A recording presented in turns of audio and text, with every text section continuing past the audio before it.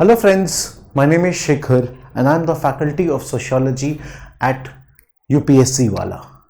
Now you all are aware of this fact that UPSC Wala is coming up with optional batches and sociology batch in the English medium starts on 3rd of January.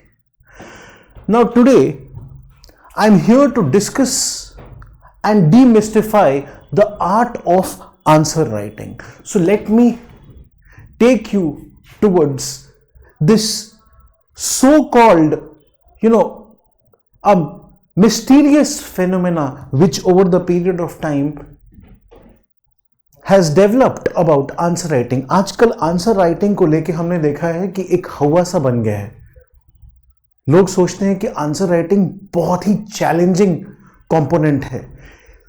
ये जरूर कहूंगा मैं that answer writing is the most important component. क्यों? क्योंकि ये जो आपकी answer sheets है ना guys, the answer sheet that you hold, the answers that you right, it is the only medium of communication between you and the examiner. आपने चाहे कितना भी मेहनत किया हो एग्जामिनेशन के लिए, आप 12-14 घंटे दिन रात पढ़ाई करते हो एग्जामिनेशन के लिए, you would have done ट्रेमेंडस, you would have put ट्रेमेंडस hard work in your preparation, but the examiner won't know that. Examiner को ये चीज जो इवेल्युएट कर रहे हैं आपके पेपर को, उनको ये पता नहीं होगा. वो आपके ज्ञान को चेक करेंगे सिर्फ और सिर्फ आपके आंसर्स के through. So basically your answers that you present, it is the sole medium of communication. आप उस एग्जामिनर से कम्युनिकेट करते हो through that answer sheet. And that is why answer writing becomes one of the most important aspect of cracking civil services examination, especially the mains examination. ठीक है? But still it is not very difficult. एक हवा सा बन गया है, एक mystery सी बन रही है, बट ऐसा नहीं है. आंसर राइटिंग हम जितना सिंपल तरीके से अप्रोच करें हमारे लिए वो उतना आसान हो जाता है. There are few factors that individual has to keep in mind, but with correct practice you will be able to develop command over the art of answer writing. So don't be afraid, and that is going to be my responsibility as your faculty. Apart from teaching you the content of the syllabus, I'll also focus on discussing questions and I'll also focus on discussing the art of answer writing. Clear? तो सबसे पहले हमें यह समझना होगा कि answer writing के कितने कंपोनेंट्स होते हैं, क्या क्या कंपोनेंट्स होते हैं, सो दैट आपको पता हो कि डायरेक्शन एंड ओरिएंटेशन क्या होना है आपका while you right an answer. Clear? So let us look into that. हमने यहां पे जब बात की है डीमिस्टिफाइंग आंसर राइटिंग की, तो मैं ब्रीफली आपसे डिस्कस करना चाहता हूं कुछ कंपोनेंट्स जो आपको आंसर राइटिंग करते वक्त में दिमाग में रखना है. First and foremost, the most important aspect is going to be content. आपका कंटेंट क्या जा रहा है is extremely important. It should be relevant content and it should be sufficient enough to answer the demand of the question. UPSC आपको एक time limit, एक word limit के अंदर एक्सपेक्ट करता है कि आप वो आंसर्स लिखेंगे. So within that framework when you are able to write answers you are safe. But within those words आपको कोशिश करना है कि कंटेंट को आप कंडेंस करके, क्रिस्टलाइज करके क्वेश्चन के डिमांड को जस्टिफाई कर दें. ठीक है? So content crisp, condensed and crystallised.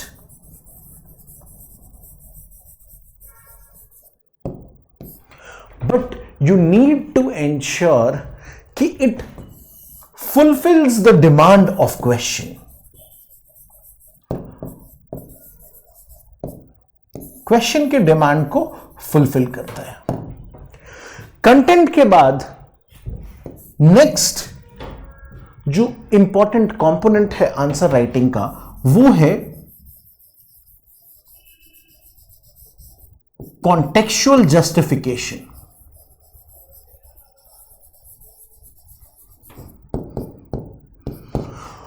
Contextual justification means that you need to answer according to the demand of the question. अगर कोई क्वेश्चन आपसे पूछ रहा है कि कार्ल मार्क्स की थियरी ऑफ हिस्टोरिकल मटेरियलिज्म आपको समझाना है, तो your focus has to be on the demand of that question. अगर कोई क्वेश्चन आपसे उसका क्रिटिसिज्म डिमांड कर रहा है तो focus has to be on criticism of that question. तो क्वेश्चन के डिमांड को आपको समझना है and accordingly you have to write the content. Irrelevant content, शायद आपका कंटेंट बहुत रिच हो, आपके पास बहुत सारा कंटेंट हो, लेकिन अगर वो टॉपिक सेंटेंस के कॉन्टेक्चुअल डिमांड को जस्टिफाई नहीं कर रहा है, then you don't need to use that. In the course when we proceed मैं regularly I will be taking you through these. Once we finish a topic, we'll discuss questions related to that.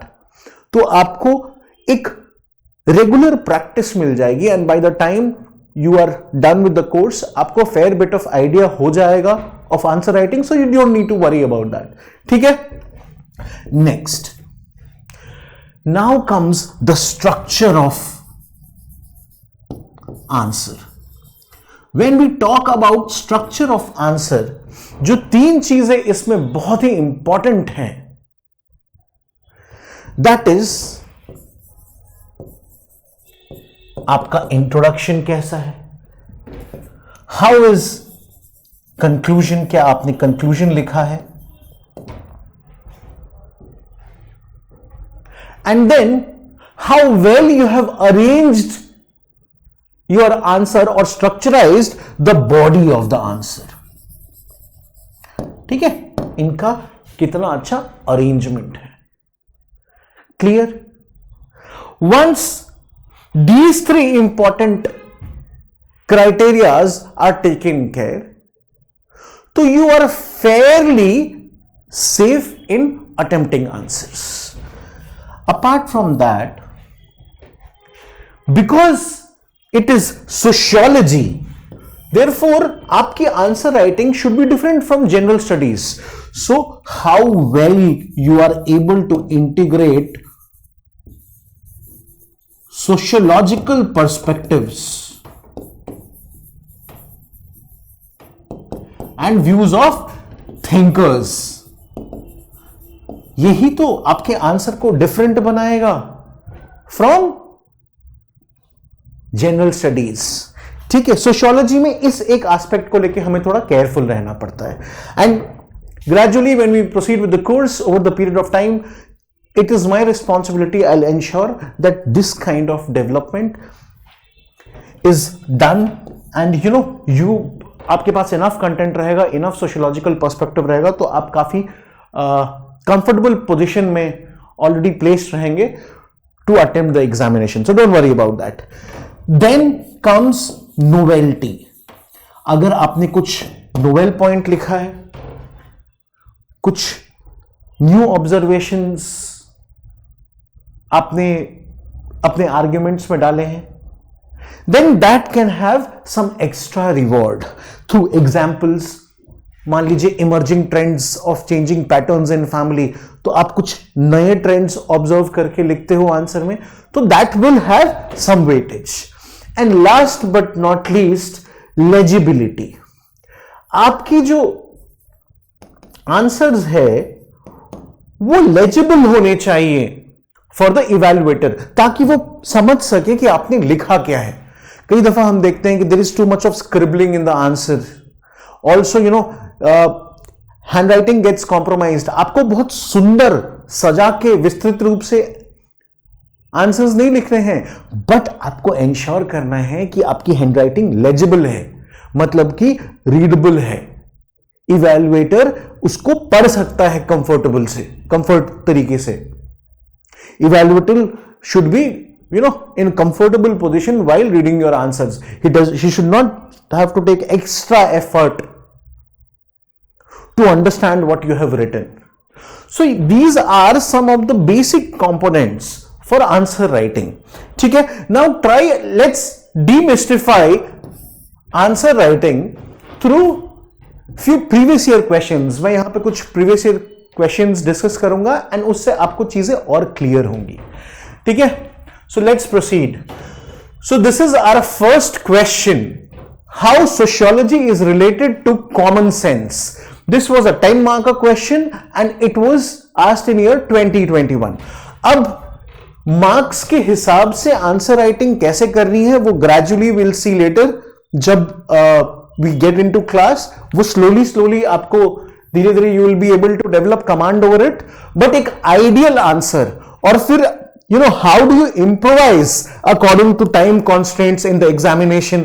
से आप last के कुछ questions कर रहे हो, time कम हो गया, तो आपको वहां पे इंप्रोवाइज करना आना चाहिए.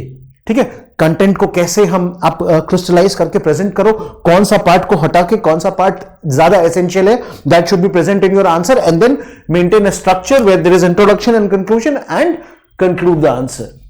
ठीक है, so generally UPSC expects that a 10 marker question 150 words के आसपास में आप लिखे and a 20 marker question 250 words के आसपास आप लिखे, बिकॉज उससे ज्यादा आपको टाइम भी नहीं रहेगा. क्लियर? कई दफा there is scarcity of time and individual may face a situation where they may not be having ample amount of time to attempt questions. Clear? So let's be clear about that as well. Done? Now this question, how is sociology related to common sense? This was asked in 2021. Let us try to understand how do we need to answer such kind of questions.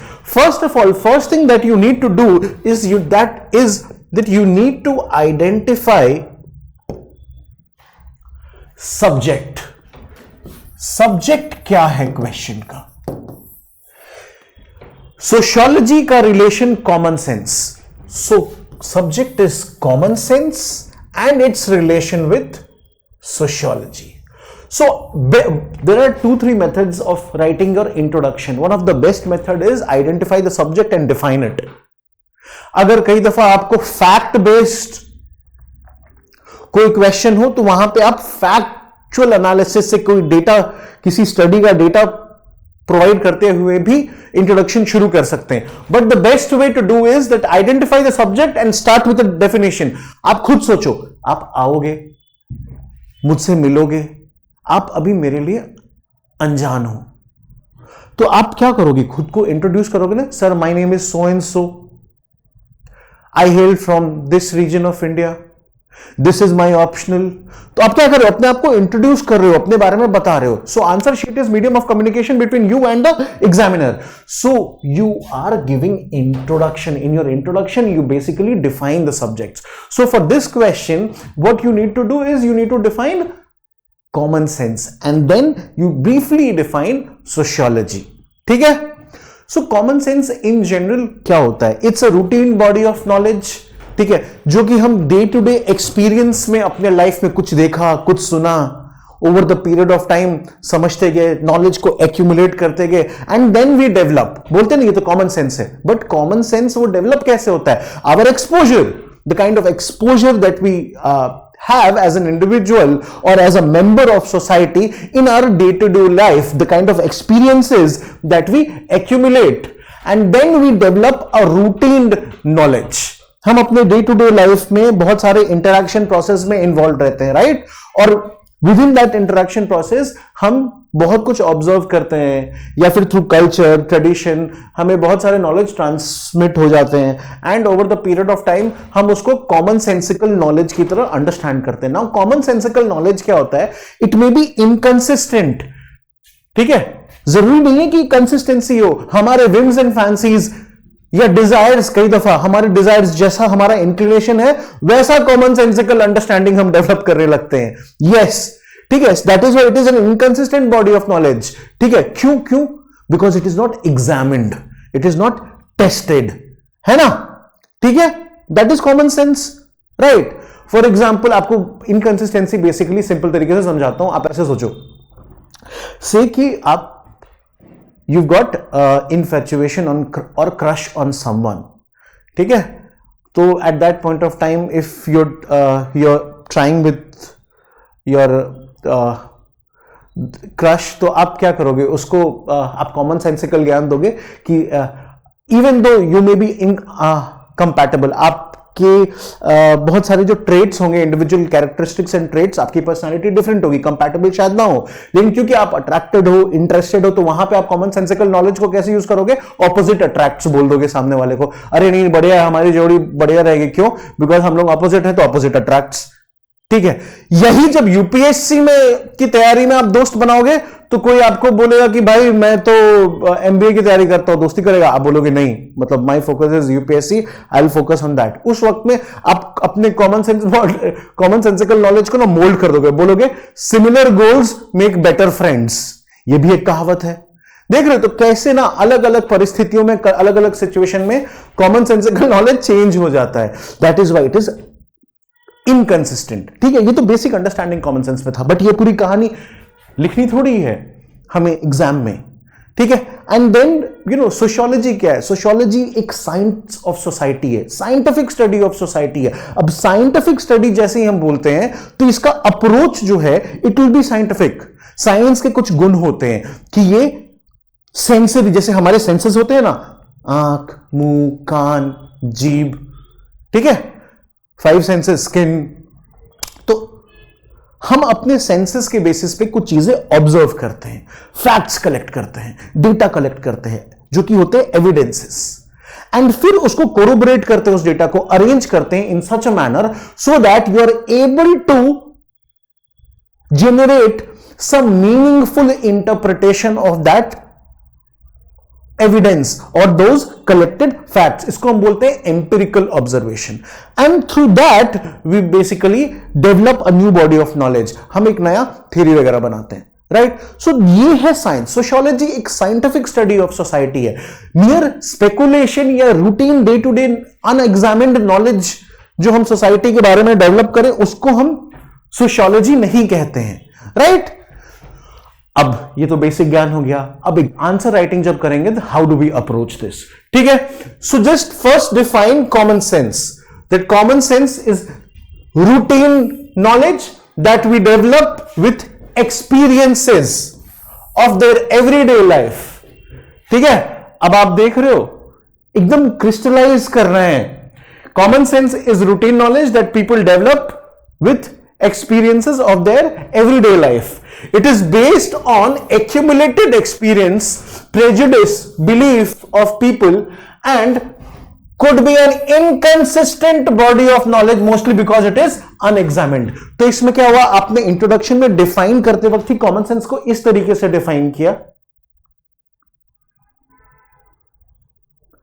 कि आपने उसे कुछ characteristics को भी include करके बोल दिया.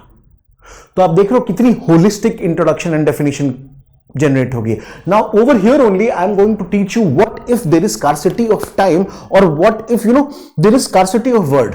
तो आपको in that case you should just write common sense is routine knowledge that people develop with their day to day और everyday life experiences, and it is inconsistent because mostly it is unexamined. ठीक है? तो आपने 4 words कम कर दिए.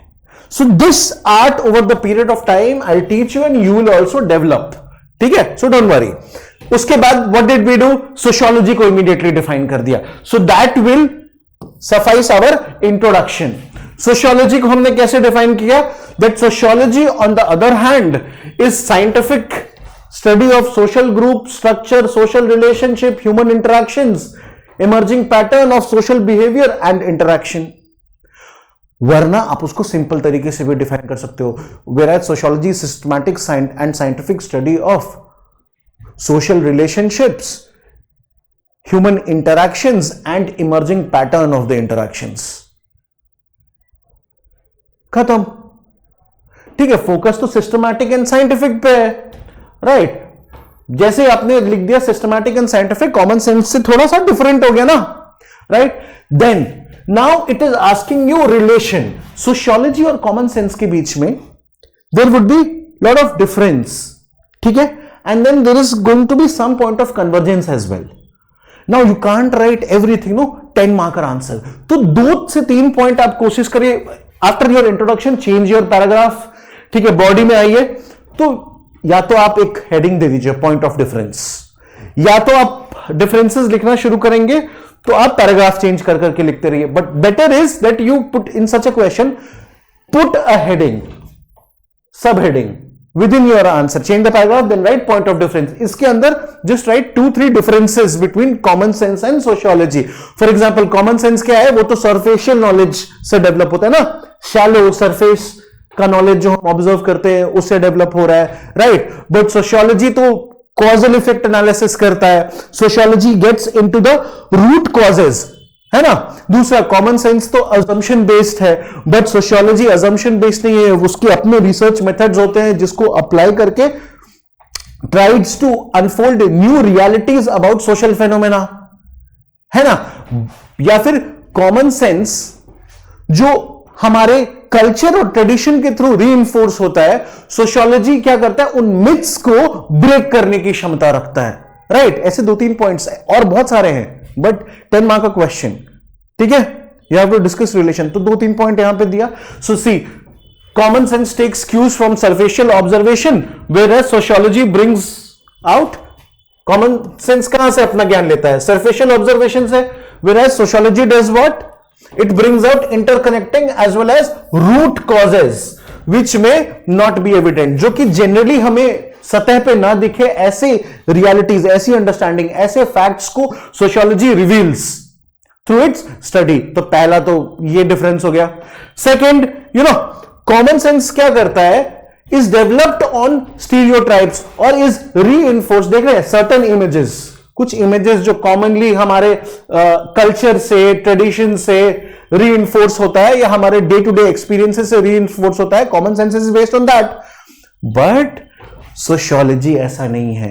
अब when I told you, let me go back to the previous thing that I have written. Sociology में जब भी आपको मिले इक्का दुक्का थिंकर्स को यूज करने का कोशिश करिए, थिंकर्स और work of thinkers, sociological perspective. जब मैं ये टॉपिक आपको पढ़ा दूंगा क्लास में, उसके बाद चीजें बहुत आसान और क्रिस्टल क्लियर हो जाएगी, how to attempt all of this. So don't worry at all, मतलब बिल्कुल रिलैक्स रहिए आप, ठीक है. बट अभी देखिए, now when first point is done, common sense can be based on certain images.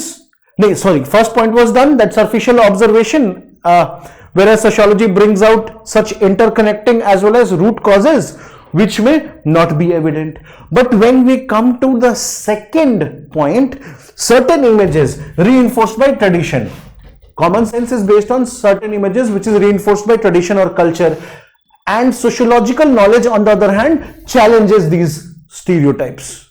It challenges these stereotypes. तो इसके लिए ना आप कोई भी थिंकर का एग्जांपल दे दीजिए. फॉर एग्जांपल हमारे यहाँ सोशियोलॉजी में एंड एंथ्रोपोलॉजी में भी पढ़ते हैं बहुत सारे स्टूडेंट्स, मार्गरेट मीड, ठीक है. इन्होंने एक स्टडी की थी, ठीक है, 3 primitive tribes of Papua New Guinea, ठीक है, 3 प्रिमिटिव ट्राइब्स की पपुआ न्यू गिनी में, और वहां पे ना सेक्स और टेम्परामेंट आइडेंटिफाई करना चाहा. इसके थ्रू उन्होंने बहुत सारे कॉमन सेंसिकल मिथ जो है उसको ब्रेक किया था.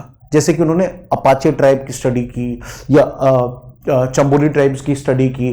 तो जब उन्होंने स्टडी किया, फॉर एग्जांपल एक कॉमन सेंसिकल मिथ है कि विमेन हैवी कैरिंग जॉब नहीं करेंगी, मेल हैवी कैरिंग जॉब करेंगे, या फिर फीमेल जो है वो गॉसिप्स करना एंजॉय करती है, वेयरएज मेल जो है बाहर जाके घर से काम करना ज्यादा एंजॉय करते हैं, राइट. ये सब कॉमन सेंसिकल होता है. आप ऐसे ही बोल दोगे यार फीमेल लड़की है ना, तो फीमेल है ना, तो दे लाइक गॉसिपिंग, है ना.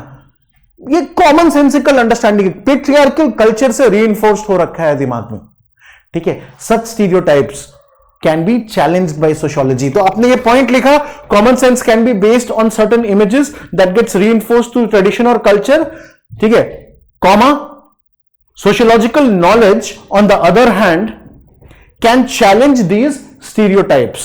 After that आपने एग्जाम्पल के थ्रू मार्गरेट मीड की स्टडी को कंडक्ट कर लिया। तो आप तो पूरा डिटेल में कि उनका ऑब्जर्वेशन क्या था, what did she observe in Apache tribe, what did she observe in Tchambuli tribe, आप सब कुछ तो नहीं लिख सकते हो, right? So you have to be very crisp, word limit and time limit. Question तो मार्गरेट मीड की स्टडी पे नहीं है, तो just briefly write Margaret Mead, उनकी स्टडी का नाम लिख दो। Through her work of sex and temperament in 3 primitive tribe, देख रहे हो ऐसे इन्वर्टेड कॉमा में, and if possible you can underline these keywords. ठीक है, ये सारे जो कीवर्ड्स होते हैं ना बीच बीच में, उनको आप अंडरलाइन कर सकते हो, ठीक है, करना चाहिए, दैट्स इवन बेटर। एग्जामिनर को क्लियर हो गया कि ये समझ गया क्या कह रहा है। सीधे debunk the commonsensical knowledge understanding that women cannot do heavy carrying or it is women who enjoys gossiping। बस इसके आगे पूरा डिटेल में नहीं लिखना है, एग्जामिनर को क्लियर हो गया what you are trying to highlight over here. तो बस थिंकर और उसका वर्क आपने कोट किया, सेकेंड पॉइंट के लिए सब्सटैंशिएट कर दिया उस आर्ग्यूमेंट को थ्रू दिस वर्क। मौका था थिंकर्स को यूज करने का, कर लिया, ठीक है। Third point, then you write give one more point like common sense as a body of knowledge is basically based on assumptions, ठीक है। बट सोशियोलॉजी क्या करता है, किसी भी generalisation about any sociological phenomena, when it does its generalisation, जब उसकी understanding develop करके कोई थियरी बनाता है तो उसके पीछे अपने एविडेंसेस प्रेजेंट करता है, एक रिसर्च, साइंटिफिक रिसर्च मेथड को अडॉप्ट करता है, and through that it justifies its findings and its generalization. So that's what you write. Common sense is based upon assumption, but sociology arrives at body of knowledge or generalizes about any phenomena on the basis of findings and evidences presented through research method. जो चीज मैं उसको बोला, देख लो मैं जब आपको समझा रहा हूं तो आपको लंबा है, लेकिन आंसर राइटिंग करने में उसको क्रिस्टलाइज करके हम लोग क्रिस्प करके लिख रहे हैं। ये आर्ट सीखनी है और यही मेरी रिस्पॉन्सिबिलिटी है। And once you done with this, trust me, you're going to score good marks, ठीक है। देन हमने कुछ डिफरेंस लिख दिया, अब कुछ पॉइंट ऑफ कन्वर्जेंस लिख दो कि how common sense and sociology has got some connecting link, ठीक है। तो we'll change the paragraph, put new heading, सब हेडिंग, पॉइंट ऑफ कन्वर्जेंस, ठीक है। अब कोई भी नॉर्मल कॉमन सेंस है, हम कोई रिसर्च करने जा रहे हैं, तो एग्जिस्टिंग बॉडी ऑफ नॉलेज को हम चेक करेंगे कि ये सही है या गलत है। तो हम अपने रिसर्च के लिए उसको हाइपोथेसिस के रूप में तो यूज कर सकते हैं ना। स्कूल में याद है हम लोग पहले हाइपोथेसिस लिखते थे स्कूल लेवल पे, जब हम लोग लैब में कभी एक्सपेरिमेंट वगैरह करते थे, याद आया? तो बस it is similar to that common sense. For example women like gossiping, इसमें शी हैड फाउंड आउट कि चंबोली ट्राइब में it was male who preferred gossiping and female worked outside, male remained in the house and created material which has to be traded, but it was women who in the outer domain used to lead the trade, ठीक है। तो ये तो myth को break किया था ना। तो देखो कॉमन सेंस, अब ये हाइपोथेसिस कि women like gossiping, men don't, ऐसा आप ये कॉमन सेंस का नॉलेज लेके आप एक सोशियोलॉजिकल स्टडी को इनिशिएट कर सकते हो। तो आपके सोशियोलॉजिकल स्टडी के लिए क्या हो गया, हाइपोथेसिस प्रोवाइड कर देगा common sense. So you can use common sense helps in hypothesis building for sociological research, ठीक है। दूसरा क्या है, फॉर आवर सोशियोलॉजिकल इन्वेस्टिगेशन और sociological understanding common sense can provide us raw material. तो यहां पे वही लिखा हुआ है, कॉमन सेंस में provide us raw material for देख रहे हो, for sociological investigations and sociology answers questions generated by common sense. Common sense ने कुछ क्वेश्चन जनरेट किया तो सोशियोलॉजी उसको आंसर करता है। उसके अलावा आप और पॉइंट्स लिख सकते हो, बट काफी है क्योंकि आपको 10 मार्क का क्वेश्चन है, वर्ड लिमिट है। सो अब मत जाओ। सो कंक्लूजन की तरफ आपको नेक्स्ट पॉइंट जो है, it should sound more like pre conclusive analysis, because now you need to move towards your conclusion. अगर टाइम की कमी है तो बस एक दो लाइन लिखे कि हेगेल के हिसाब से any philosophical knowledge gradually develops out of common sense, ठीक है। या फिर एंटोनियो ग्राम्स्की के लिए common sense is thought of mass whereas theoretical understanding is thought of elite, है ना। ऐसी बातें आप डाल सकते हो. So that's what in third point we have again there was scope of using some thinker. We use that Hegel stated that all philosophy gradually develops from ordinary day to day consciousness. तो हमारा जो day to day consciousness होता है वही तो common sense है. ठीक है. Therefore every ordinary person is social theorist. तो ये अगर टाइम की कमी है तो पूरा ये सेंटेंस, ये तो मैं आइडियल आंसर आपको लिख के दिखा रहा हूं. अगर आपके पास टाइम की कमी है तो पूरा आपको ये लिखने की जरूरत नहीं है. All you need to do is that in fact Hegel stated that all philosophy gradually develops from ordinary day-to-day life experiences and consciousness. Therefore common sense can lead to development of new body of knowledge or contribute to new theoretical knowledge. कुछ भी है ऐसा. ठीक है. Anthony Giddens, इनको बोला जाता है जगनट ऑफ मॉडर्निटी. बहुत ही फेमस थिंकर है. तो एंथनी गिडेंस क्या बोलते हैं? एंथनी गिडेंस कहते हैं that sociological knowledge over the period of time itself can become common sense. ठीक है. जैसे सोशियोलॉजी हमको बहुत सारे new facts, underlying facts of social phenomena reveal करके देती है. तो क्या होगा over the period of time when that information or that body of knowledge becomes widespread and is widely accepted, तो धीरे धीरे वो कॉमन सेंसिकल नॉलेज बन जाता है. तो वही बात कर दिया. एंटोनियो ग्राम्स्की वाली मैंने बात बोली थी, वो बात कर दिया that you know common sense is thought of masses whereas theoretical knowledge is thought of elite. कुछ भी. अब इसमें अगर आपको तीन, ये तो आइडियल आंसर लिखा है, आप एक थिंकर भी लिखे, it's okay, it's not bad. And then just move towards conclusion. अच्छा, एक्चुअल जब आंसर हम लिखते हैं there we don't need to write this कि ये इंट्रो, बॉडी, ठीक है, कंक्लूजन, ये फ्लूइड एंड नेचुरल होना चाहिए. ठीक है. ये तो आपको यहां पर समझाने के लिए मैंने वैसे लिखा है. Clear? So you change the paragraph after this and you just move to the conclusion. तो क्या है? सिंपल सा कंक्लूजन दे दीजिए इसमें कि अब ये जो सामने हमने लिखा है ऊपर, इससे हमको क्या समझ में आता है कि कॉमन सेंस और सोशियोलॉजी के बीच में एक close and mutual interacting relationship है ना. तो just write that. So that is what we have written. Hence from the above we can say that though sociology and common sense have differences. देख रहे हो, सिंपल सा, though sociology and common sense have differences, comma, the relationship between them, the relationship between the two is dynamic and mutually reinforcing. The relationship between two is dynamic and mutually reinforcing at times. खत्म, conclude कर दिया. ठीक है. बस अब ऐसे questions को इस तरीके से हम अप्रोच करेंगे तो we have done a wonderful, it would be considered as a wonderful attempt, and this is called doing complete justification to the demand of answer. Done.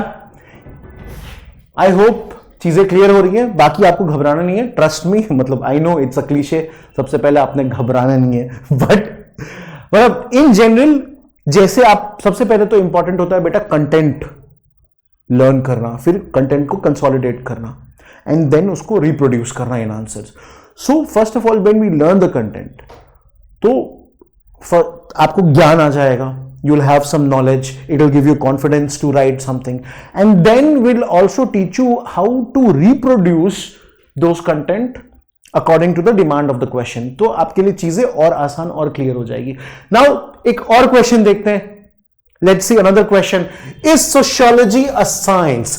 Give reasons for your answer. ये question 10 mark का था, 2015 में पूछा था. Now why have I put this question over here for discussion is कि बहुत सारे बच्चे होते हैं यार, वो मेरे पास आते हैं विद दिस कंसर्न कि sir is sociology a science, give reasons for your answer, ऐसे करके क्वेश्चन पूछ लेता है and we are not even able to understand how to start. हम ऐसे शुरू कर देते हैं सीधे, yes sociology is a science, और no sociology is not a science, और फिर पूरा टाइम आप यही जस्टिफाई करते रहोगे कि सोशियोलॉजी साइंस है कि नहीं है. यूपीएससी ट्रैप में फंसा रहा है ऐसे क्वेश्चंस. ठीक है. आपको डिप्लोमेट बनना है.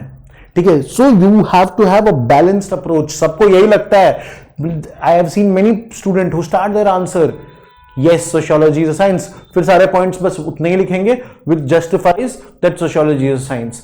But give reasons for your answer, ये एक ऐसा क्वेश्चन है जो कि आपके पास यूपीएससी आपके बॉल में, आपके कोर्ट में यूपीएससी ने बॉल डाला है कि आपके हिसाब से सोशियोलॉजी साइंस है या नहीं है। बट जब आप सोशियोलॉजी लर्न करोगे तो आपको यह क्लियर हो जाएगा that it is science of society, it is scientific and systematic study of society. However, it is different from physical sciences or different from natural sciences. Therefore, the methods which are used to study elements of nature or elements of physical universe has its own set of limitations while conducting study of social phenomena or social universe. ठीक है, आपको यह बात clear हो रही है? तो ये एक बेसिक लेवल की अंडरस्टैंडिंग आपको रखनी चाहिए। तो जब आपको वो कंटेंट का आइडिया है तब तो पता है आपको कि यार थोड़ा सा साइंटिफिक तो है, बट ये फिजिकल साइंस की तरह नहीं है जो हम लोग स्कूल में पढ़े थे, मैथ्स, फिजिक्स, केमिस्ट्री, बायोलॉजी, उस टाइप का तो नहीं है, राइट? अब यहां पे आपको समझना है कि कैसे इस क्वेश्चन को अप्रोच करना है। First of all, as I told you in previous question as well, introduction को स्टार्ट करने का बेस्ट तरीका क्या है guys? The best way to start an introduction is identifying the subject.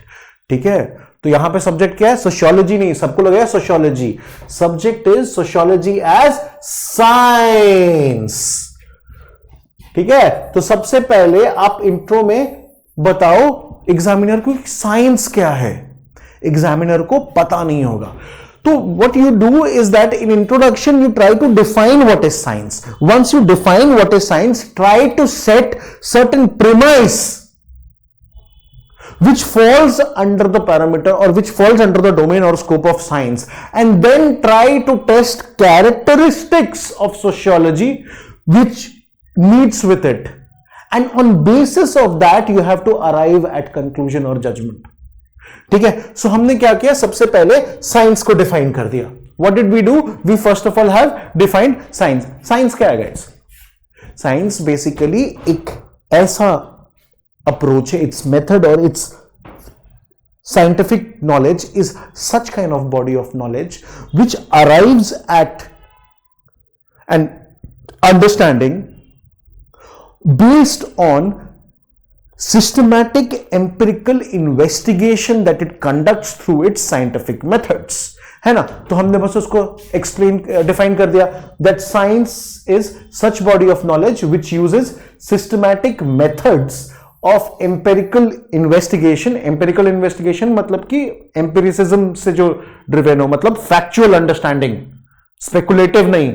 ठीक है, the analysis, empirical investigation, the analysis of data, theoretical thinking and logical assessment of arguments to develop a body of knowledge about a particular subject matter. हमने बहुत अच्छे से crisply एकदम science को define कर दिया that science is a body of knowledge which uses systematic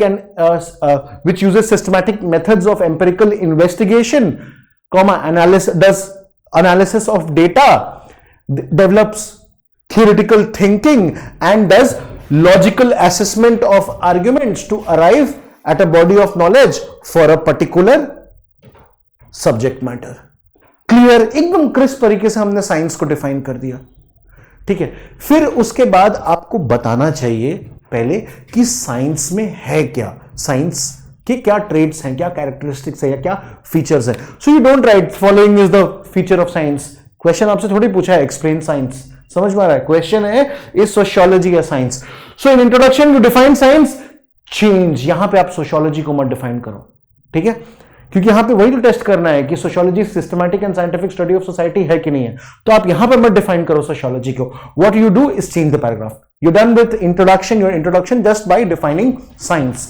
that is when you change your paragraph and try to develop a premise which unfolds the characteristics of science through which you are going to test whether sociology is science or not.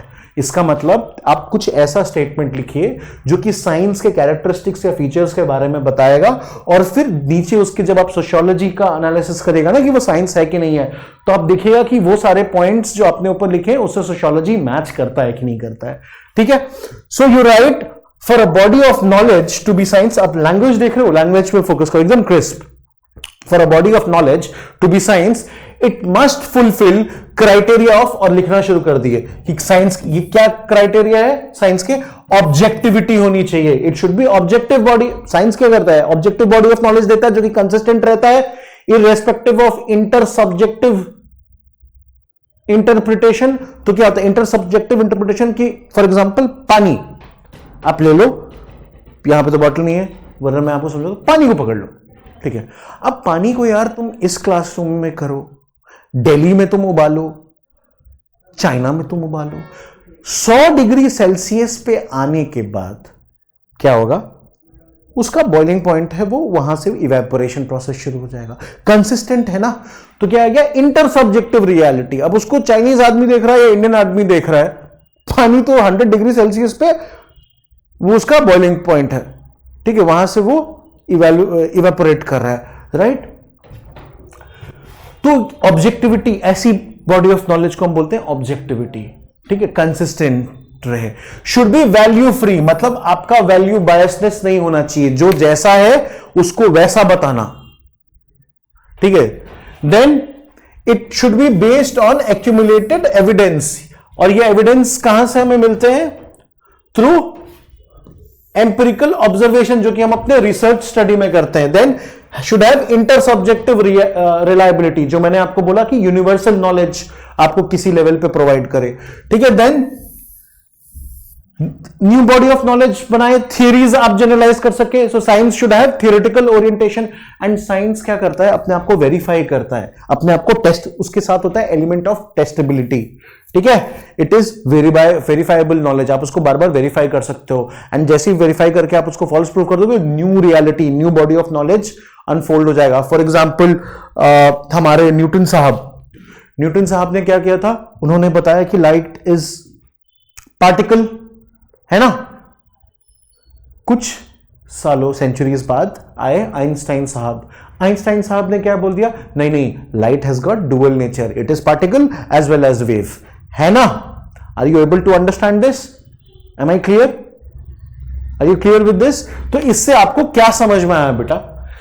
From this you basically get an idea that science is a body of knowledge which has got some degree of intersubjective reliability and it develops theories, it can be verified and testable। तो क्या हुआ? Einstein ने Newton के इसको test किया, new finding आई और नई theory बना दी कि नहीं, light has dual nature, it is particle as well as wave, ठीक है।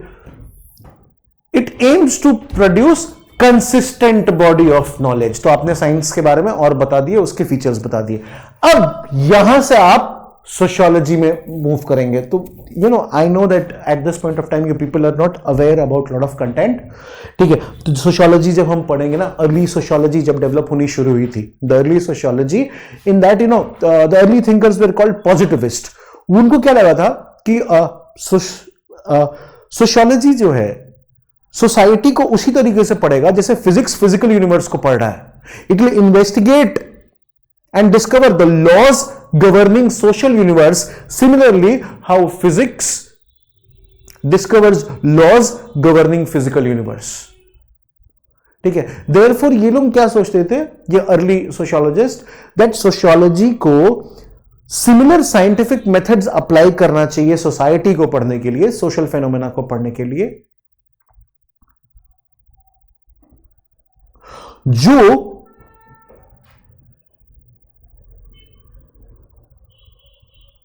साइंस या नेचुरल या फिजिकल साइंस अप्लाई करता है, यूज करता है फिजिकल फेनोमेना को पढ़ने के लिए, राइट। ये सेट ऑफ थिंकर्स को बोले थे पॉजिटिविस्ट, ठीक है। ऑगस्ट कॉम्टे जो कि फादर ऑफ सोशियोलॉजी हैं, वो एक पॉजिटिविस्ट थे। हर्बर्ट स्पेंसर वो पॉजिटिविस्ट थे। इनफैक्ट उसके भी प्रीकर्सर अगर हम जाएंगे, उसका भी प्रोसीडर देखेंगे तो सबसे पहले सेंट साइमन, उन्होंने यूज की थी वर्ड सोशल फिजिक्स, ठीक है। तो खैर, now not everything can be explained in detail ना, तो आप बस हल्का से एक लाइन मेंशन कर दोगे दैट अर्ली सोशियोलॉजिस्ट्स, ठीक है, टू बी मोर प्रिसाइज पॉजिटिविस्ट्स, ठीक है, सॉ सोशियोलॉजी एज, देख रहे हो इन्वर्टेड कॉमा के अंदर, साइंस ऑफ सोसाइटी, ठीक है। एंड विच विल अप्लाई, ये साइंस ऑफ सोसाइटी क्या करेगा, it will apply scientific method to understand social phenomena. एक दो थिंकर के बारे में लिख दिया, जैसे कि सेंट साइमन क्या बोला, सोशियोलॉजी को सोशल फिजिक्स। फिर एक दूसरे थिंकर थे वेबर, जो कि नॉन पॉजिटिविस्ट थिंकर है, इंटरप्रिटेटिव सोशियोलॉजी का इनको फादर बोलता है। इन्होंने लिमिटेशंस हाईलाइट की थी पॉजिटिविस्ट मेथोडोलॉजी की। हाउएवर इन्होंने क्या बोला था कि it is positivist methodology is general science of society. ये क्या है, जनरल साइंस ऑफ सोसाइटी है। एंड ये क्या करता है, it attempts to develop interpretative understanding of social action and investigates its sorry and investigates its causal explanation। तो वही लाइन लिखा है फुल स्टॉप के बाद, Weber believe that it is, लिख दिया सोशियोलॉजी का मतलब हो गया वो, sociology is a general science of society which attempts to develop interpretative understanding of social action. Weber का फोकस था ना कि सोशियोलॉजी को सोशल एक्शन को पढ़ना चाहिए। व्हाट इज सोशल एक्शन, ये सब क्लास में पढ़ाऊंगा आपको, ठीक है। In order to arrive at causal explanation, बहुत इंपॉर्टेंट है, causal explanation of causes and effects. Clear, done. So ऐसे एक दो आपने ट्रांजिटरी पैराग्राफ लिखा आफ्टर द फर्स्ट पैराग्राफ, सबसे फर्स्ट पैराग्राफ इंट्रोडक्शन, देन बता दिया साइंस के बारे में क्या, अर्ली सोशियोलॉजिस्ट के बारे में लिखा है, और फिर आप सब हेडिंग दे सकते हो, traits of science in sociology. यहां पे आप इवेल्युएट करोगे।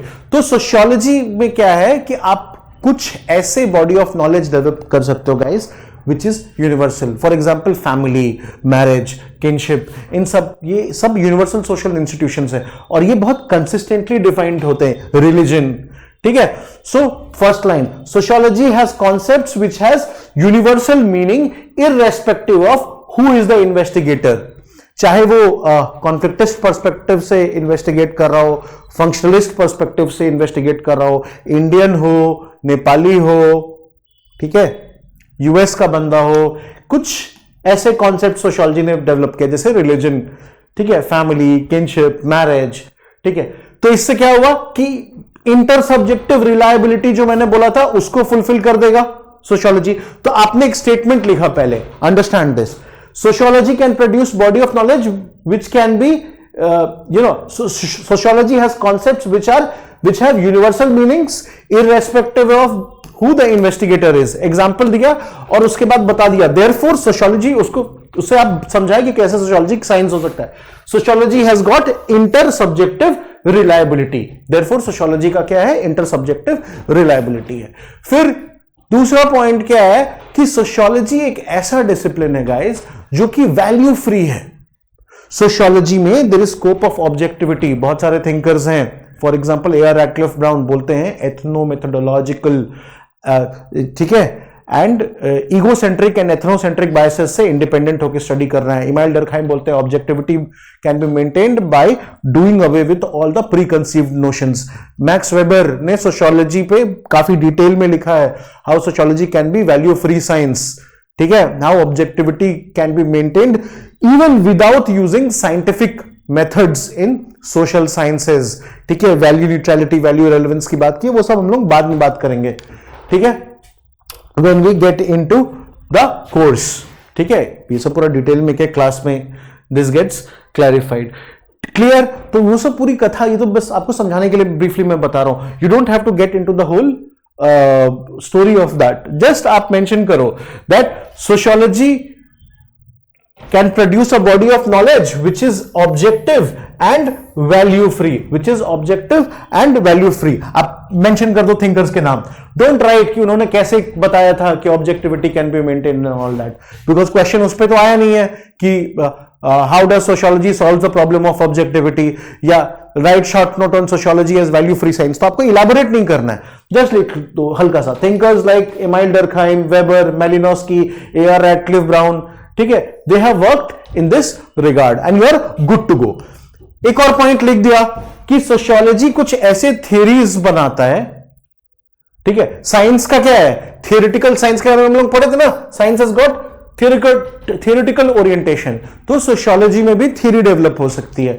You can write that sociology has developed several theories, जैसे कि डरखाइम का वर्क है on elementary form of religious life, origin of religion, या फिर Talcott Parson created a grand theory of social system, theory of social system and theory of social action. तो ये सारी चीजें, या Karl Marx's theory of alienation, समझ में आ रही है आपको बातें.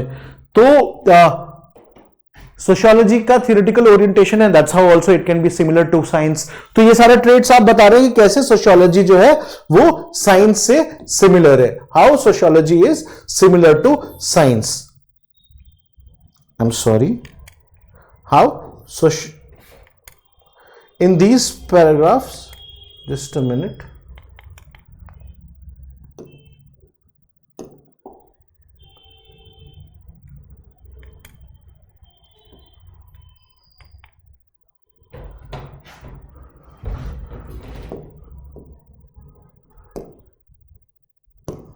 yes, sorry, yeah, so let's proceed. So how we have to focus over here that how sociology is similar to science. ठीक है, traits of science कहां है सोशियोलॉजी में, traits of science कैसे है सोशियोलॉजी में. आप ये भी बोल सकते हो एक point that sociology uses some scientific methods such as statistical method, multivariate method, sociometry, ये सब बहुत साइंटिफिक मेथड्स है. ठीक है, so that is a point that you can mention that several times social thinkers arrive at understanding of social phenomena through conducting research through scientific methods. Positivists तो scientific method use करते हैं ना, जैसे sociometry, statistical method, multivariate analysis, बहुत सारे methods है which you learn. Quantitative methods. Science का एक और trait क्या होता है, quantifiable. So sociology has got some quantitative methods but it also relies on qualitative methods. तो अभी तक तो आप समझा रहे थे कि हाउ सोशियोलॉजी इज साइंस और सिमिलर टू साइंस, बट नहीं, लिमिटेशंस है ना सोशियोलॉजी के. You understand that why. देखो, फिजिकल साइंसेस और नेचुरल साइंसेस बेटा, they study elements of physical universe, है ना. They study matter. Now matter lakhs it's consciousness, है ना. It is got meaningless. It is meaningless. ठीक है, उसका अपना कॉन्शियसनेस नहीं है. अगर आप वाटर देखोगे तो उसका फॉर्मूला है H2O, और वो हर बार आप 100 डिग्री सेल्सियस के बाद वो उसका बॉइलिंग पॉइंट है, उसके बाद वो इवेपोरेट होने लगेगा, इट विल चेंज स्टेट. ठीक है, 0 होते ही वो आइस बनने लगेगा, इट विल चेंज स्टेट, है ना. और वो हर बार टाइम एंड स्पेस पे सिमिलर तरीके से रिएक्ट करेगा. बट ह्यूमन बीइंग के साथ तो ऐसा नहीं कह सकते ना. Human beings are subjected to subjectivity. बहुत ज्यादा वेरिंग, बहुत ज्यादा वेरिएबल है हमारा बिहेवियर एंड नेचर. हो सकता है मैं आज आप पे क्लास में चिल्लाऊं, ठीक है, तो आप थोड़ा डर जाओ, ऑकवर्ड फील करो. अगले दिन मैं चिल्लाऊं तो हो सकता है आप मुस्कुरा दो कि अरे सर तो ऐसे ही चिल्लाएंगे, इनकी आदत ही खराब है. तीसरे दिन मैं आप पे चिल्लाऊं, हो सकता है उस दिन आपका मूड खराब है, आप उल्टा मुझ पे चिल्ला दो, है ना. या शायद मैं चिल्लाऊं तो हमारी दोस्ती होगी तो आप बुरा ना माने, लेकिन कोई स्ट्रेंजर आप पे चिल्ला दे तो आप बुरा मान जाए.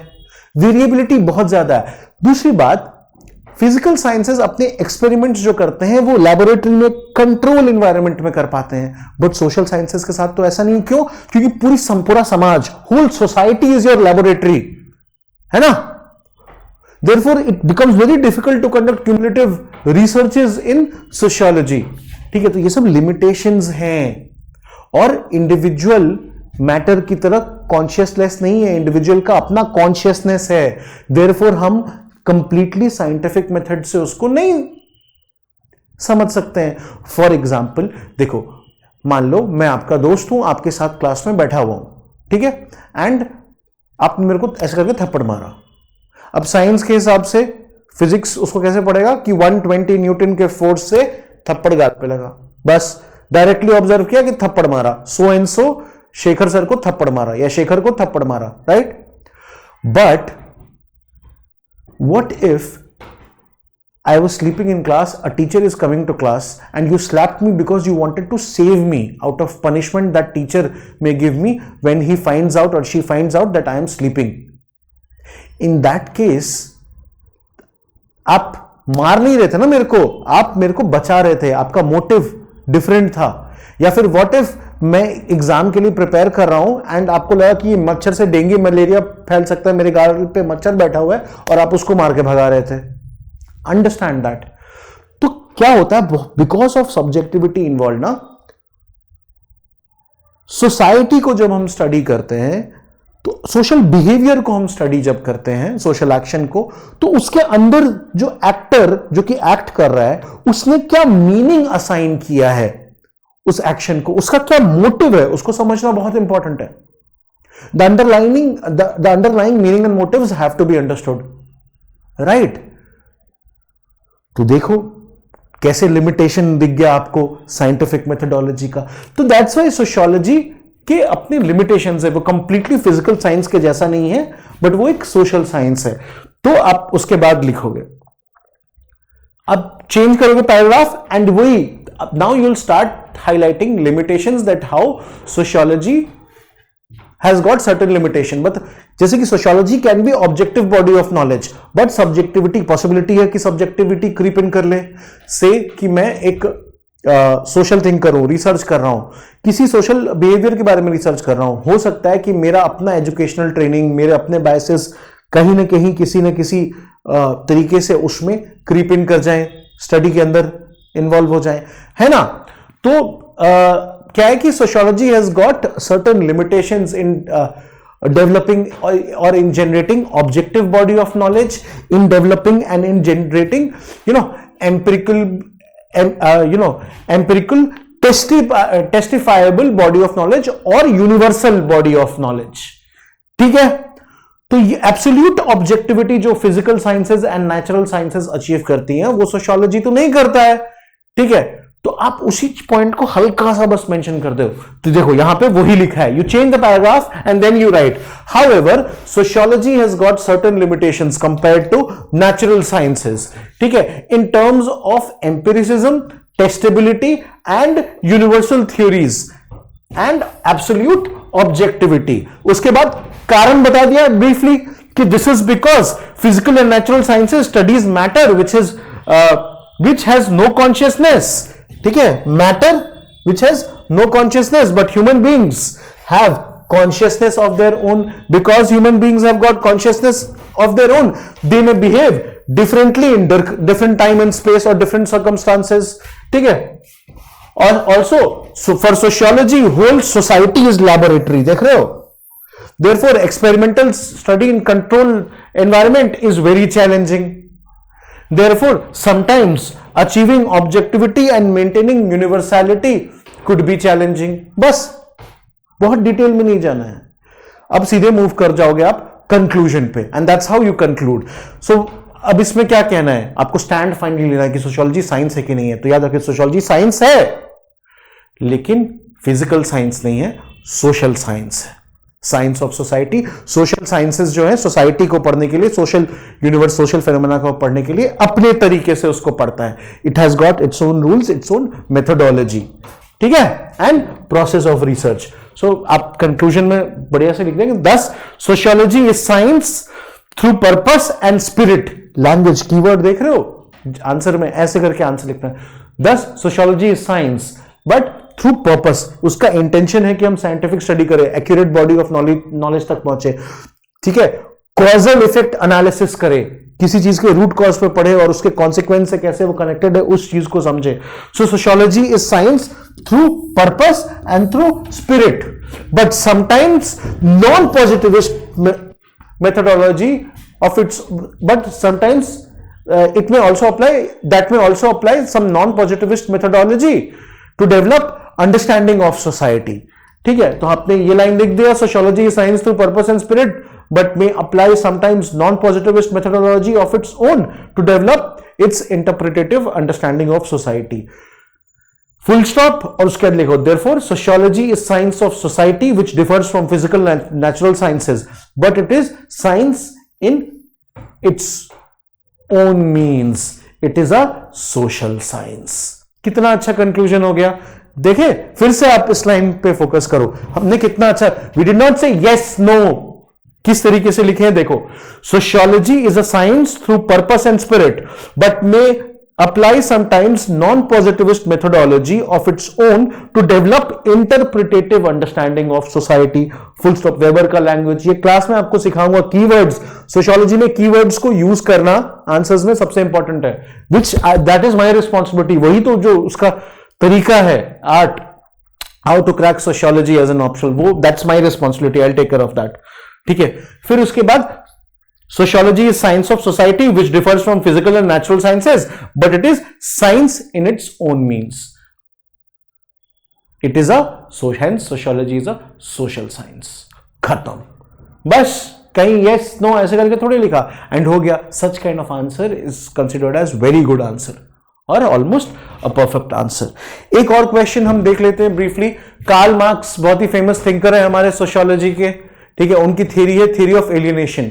Critically assess the Marxian theory of alienation. 10 या 20 मार्क्स दोनों केस के लिए मैंने ये आंसर लिखा है। 20 मार्क्स के केस में ये आइडियल आंसर है, 10 मार्क्स में ये पूछा गया था, तो इसमें बहुत चीज आपको एलिमिनेट करनी होगी, इसको क्रंच एंड क्रिस्प करके लिखना होगा। So you have to understand the direct, focus on the directive. Question का डायरेक्टिव क्या है? Critically assess. क्रिटिकल असेसमेंट जब हम करते हैं ना बेटा,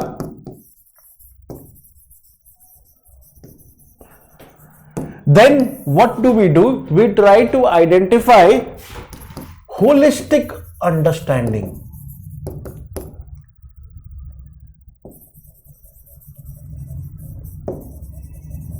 ठीक है, we try to identify both sides of the coin, all sides of the coin.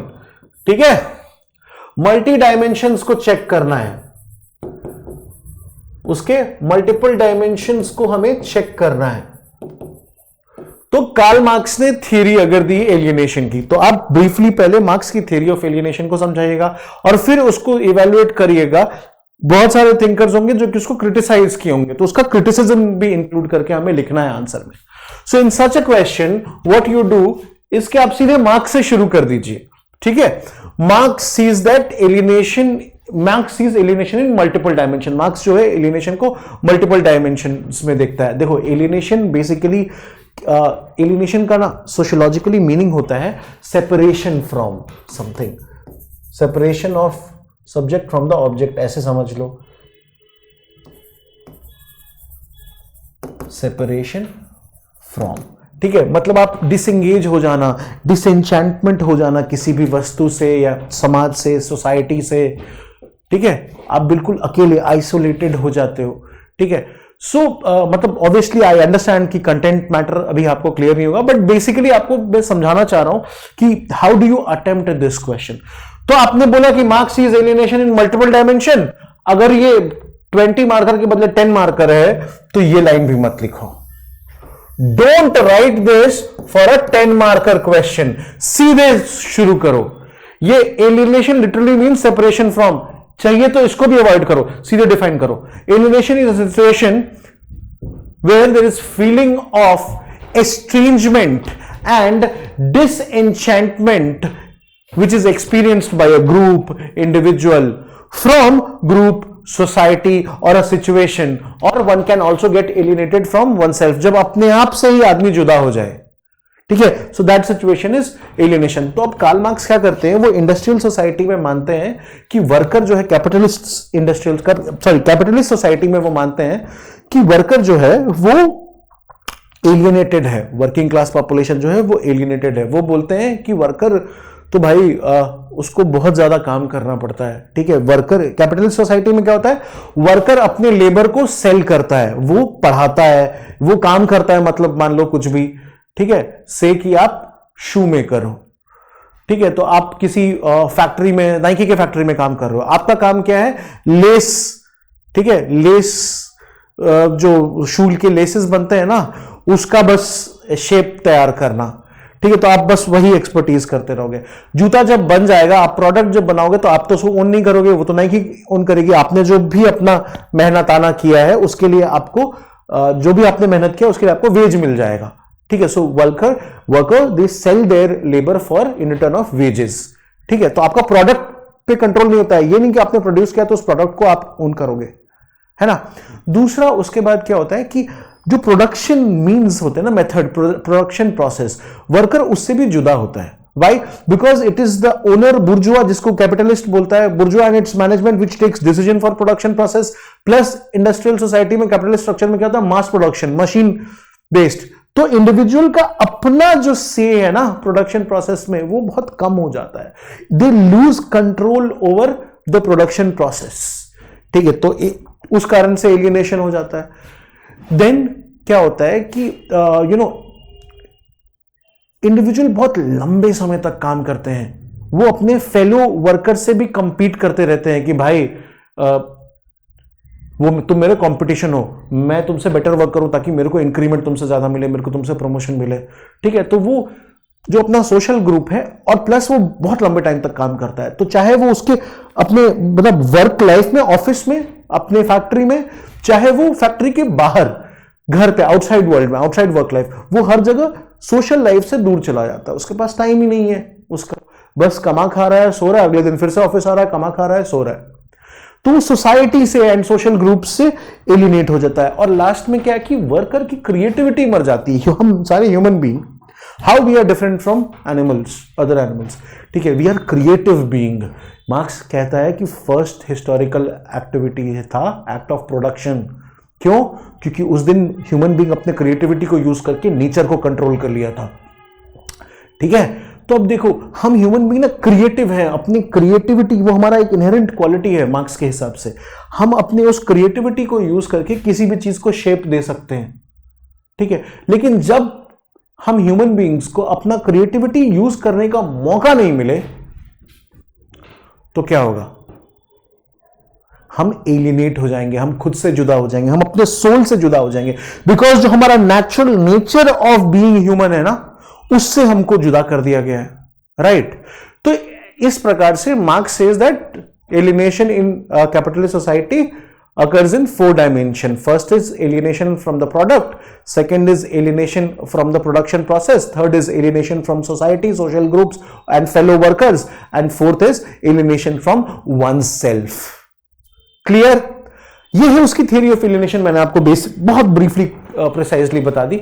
और उसके बाद बहुत सारे thinkers हैं जो कि इसको criticize करते हैं. बहुत सारे थिंकर्स हैं जो कि इसको क्रिटिसाइज करते हैं. जैसे कि एक थिंकर है रॉबर्ट ब्लॉमर. रॉबर्ट ब्लॉमर क्या बोलते हैं कि बस जो तुम कह रहे हो ऐसा नहीं है. It is not necessary that your theory of alienation is right.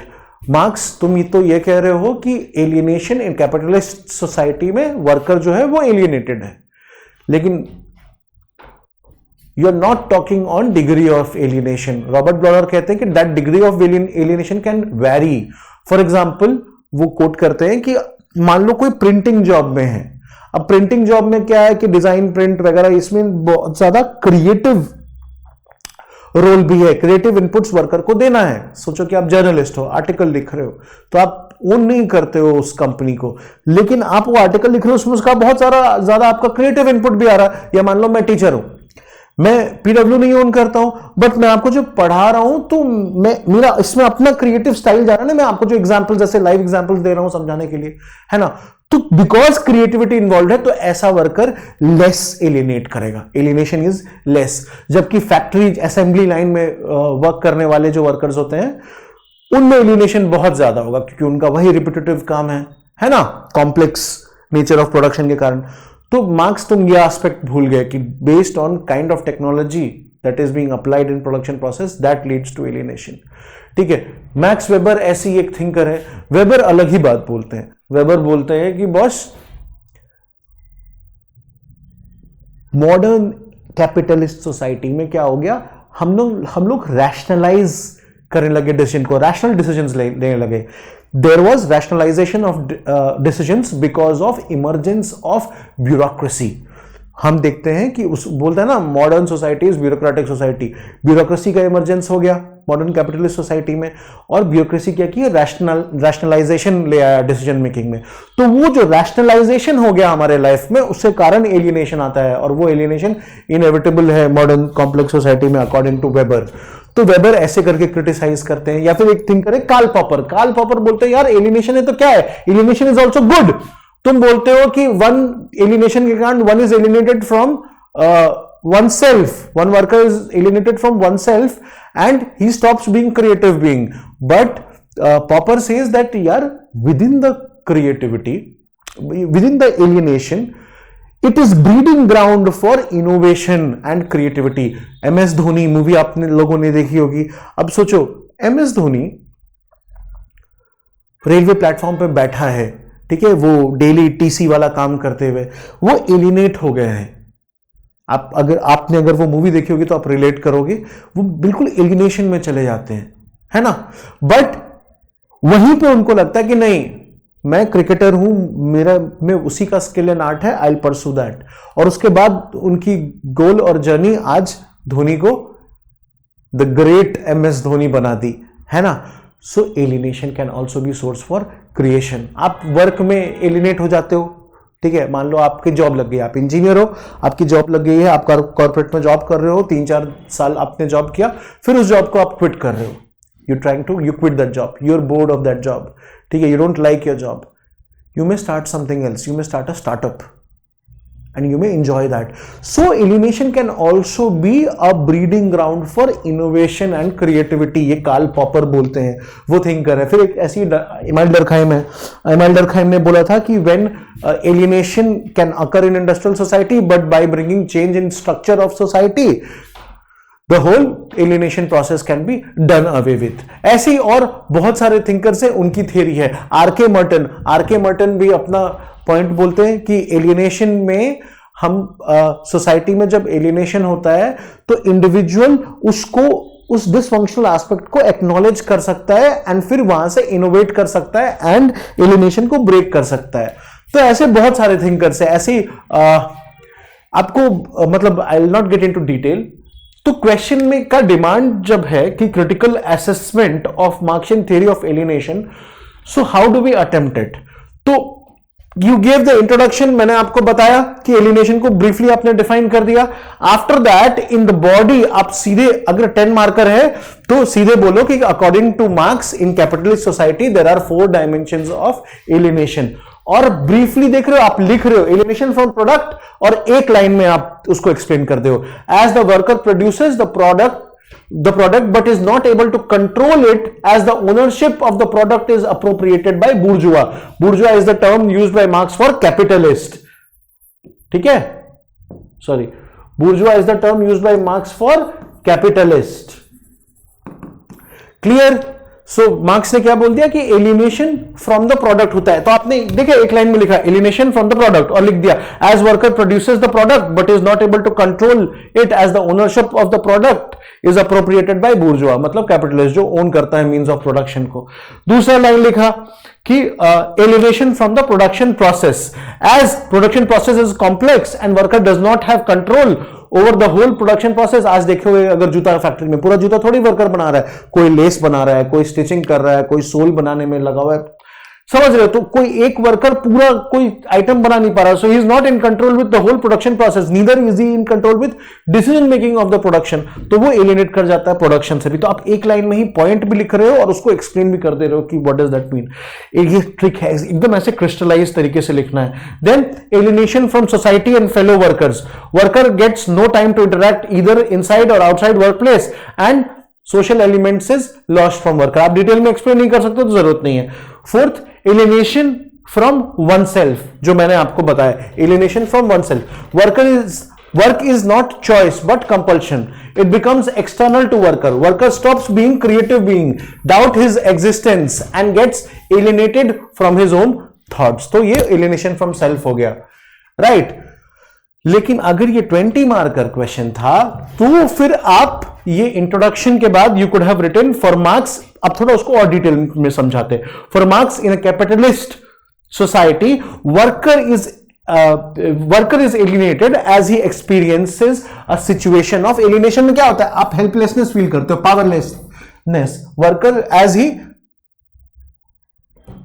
experiences the situation of powerlessness, isolation and meaninglessness. ठीक है. तो Marx says that in it is alienation is a feature of capitalist society. ठीक है. And in capitalist society alienation becomes acute. ठीक है, तो आप देख रहे हो ये कुछ एक्स्ट्रा चीजें लिख रहे हो जो कि 20 मार्कर में लिख रहे हो, लेकिन 10 मार्कर में नहीं लिखो। फिर क्रिटिकल एनालिसिस करना था, तो क्रिटिसिज्म, तो अगर 10 मार्कर है, आपने बस ये इंट्रोडक्शन लिखा, एलिनेशन का डेफिनेशन, ये लाइन, आपने ये 4 डायमेंशन ऑफ एलिनेशन वाला पॉइंट लिखा, और क्रिटिसिज्म में 3 थिंकर लिख दीजिए एंड कंक्लूड कर दीजिए। बट अगर 20 मार्कर है तो आप उससे ज्यादा थिंकर लिखिए। तो मैंने यहां पे तो आइडियल आंसर के लिए आपको जस्ट समझाने के लिए I have given you many thinkers. So first let me just go back.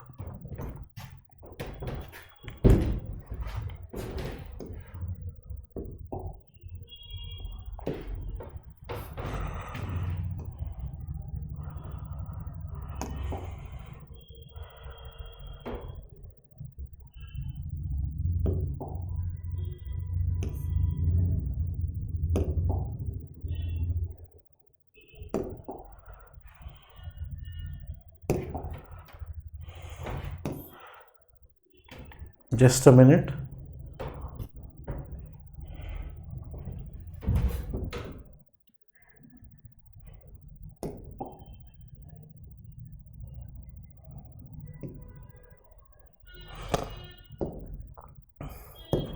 I'm sorry, I'm new with this. Over the period of time, I'll get a hang of this. ठीक है, so as I was explaining you, मैंने क्या किया यहां पे, Karl popper, देख रहे हो, थिंकर, पॉपर का नाम मेंशन है यहां पे। So I mentioned Karl Popper. Karl Popper क्या क्या है? Karl Popper highlighted that alienation can be breeding ground for creative ideas, जो एमएस धोनी वाला आपको एग्जांपल दे रहा था, बस वो लिखे। मर्टन क्या बोलता है कि individual have choice to become rebel and innovate when they feel alienated. Weber क्या बोलते हैं कि ब्यूरोक्रेसी के कारण रैशनलाइजेशन ऑफ डिसीजन हो गया, इसीलिए एलिनेशन है सोसाइटी में। रॉबर्ट ब्लॉनर वाला भी जो मैंने आपको बताया था, दैट टेक्नोलॉजी, कैसा टेक्नोलॉजी यूज करता है उस पे एलिनेशन डिपेंड्स करता है। तो Robert Blauner states that alienation depends on technology used at work. He argues that in printing jobs, समझाना पड़ेगा इसको, तो ब्रीफली एक छोटा सा एग्जांपल दे दे। He argues that in printing jobs creative inputs of workers are required, hence alienation is less, but in assembly, whereas in automated assembly line production alienation is high। ठीक है, और बहुत सारे थिंकर्स हैं जैसे गोल्डथॉर्प एंड लॉकवुड, इन्होंने study किया था एफ्लुएंट वर्कर का। तो जब उन्होंने एफ्लुएंट वर्कर का स्टडी किया था तो उन्होंने एक्सप्लेन किया था कि वर्क क्या है, work is means to end. उसको अपना एलिनेशन हटाने के लिए फैमिली किनशिप रिलेशनशिप के साथ सोशलाइज करके कमाएगा। वर्कर का एक्चुअल एंड गोल क्या है? Better standard of living. तो वर्क करता है पैसा कमाने के लिए ताकि better standard of living enjoy कर सके, and through that better standard of living that worker can be happy by socializing through their kinships and peers and friends. तो वो उसमें ब्रीफली लिख दिया that Goldthorpe and Lockwood in their study, इनके study का नाम क्या है? Affluent worker. Highlighted that work is just a means to an end. The end goal for worker is better standard। ये 20 मार्कर क्वेश्चन में, 10 marker question में 3 thinker लिए conclude कर दो, ठीक है। The end goal for worker is better standard of living and he works for that. They advocated that emotional expressive and affective need of worker can be satisfied through family relationship. ऐसे ही CW Mills एक thinker थे, वो बोलते हैं क्या कि boss, not just working class, blue collar working class, but white collar workers में भी एलिनेशन है। आज इंजीनियर्स और MBA वाले ग्रेजुएट्स को नहीं होता है क्या एलिनेशन? हो जाता है ना कई दफा। तो that's what he in his work of white collar staffs he highlights that alienation can also, CW Mills highlights that alienation can also work in white collar staffs. तो अगर 20 मार्क का क्वेश्चन है तो आपने 4-5 थिंकर्स के आसपास का criticism लिख दिया, डाइवर्स, और देन जस्ट कंक्लूड करेंगे। So when we conclude in this kind of answer, how do you conclude? देखो, question was critical analysis, so you wrote about some of the criticism of Marxian theory of alienation, but that does not mean कि alienation contemporary society में नहीं है। आज भी तो कितने लोग हैं जो alienated feel करते हैं ना वर्क में, अपने वर्क एनवायरनमेंट में, राइट? तो इसीलिए you should come with a statement like how I have used. It is true that Marxian theory of क्योंकि आप उसके पहले आपने क्रिटिसिज्म लिखा था, तो something like that. It is true that Marxian theory of alienation has got its own limitations, but despite that alienation is even realized in society of contemporary times in varying degree. अलग अलग degree में लोगों को alienation आज भी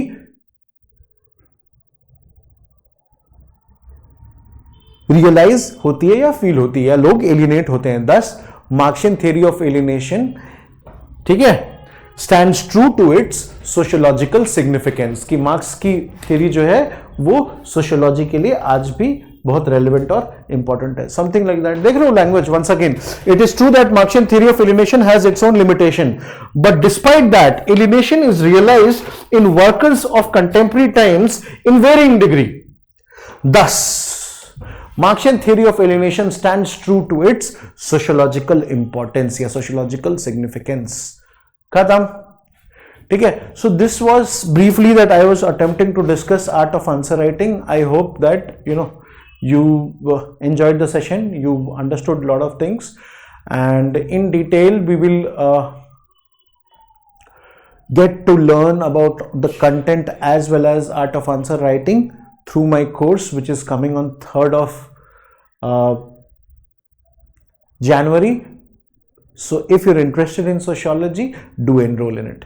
Thank you and have a nice day. Bye bye. Thank you. Bye bye.